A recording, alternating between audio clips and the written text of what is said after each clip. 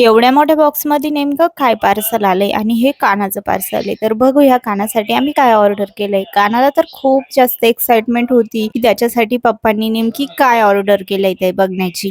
पप्पा जोपर्यंत parcel open करताय तोपर्यंत कानाने मस्त रिवा दीदीच्या हातून पाणी प्यायलं आणि काना लगेच बघायला गेला की काय आहे त्यामध्ये. बॉक्स उघडला, त्यातलं सामान काढलं आणि काना बॉक्स मध्ये जाऊन बसला आणि बॉक्सची तोडफोड करूनच बाहेर निघला. तर कानाच्या पप्पांनी कानासाठी ऑर्डर केली आहे फीडिंग चेअर. याला हाय चेअर पण म्हणतात. ही चेअर घेणं सध्या आमच्यासाठी खूप जास्त गरजेचं होतं, कारण सुरुवातीला तर काना गपचूप एका ठिकाणी बसून खाऊन घ्यायचा, पण आता ना त्याला फिरून फिरून खाऊ घालावं लागतंय. त्यामुळे ना त्याचं जेवणावर पण व्यवस्थित लक्ष नसतं, सारखं लक्ष विचलित होत असतं. म्हणूनच आम्ही ही चेअर ऑर्डर केली आहे. मस्त स्वप्नीलने चेअर अटॅच केली आणि पहिले तर त्याच्यावरती रिवा जाऊन बसली. मामाने कानाची चेअर व्यवस्थित अटॅच केली का नाही ते सगळं रिवाने चेक केलं आणि मगच हिने कानाला बसू दिलं.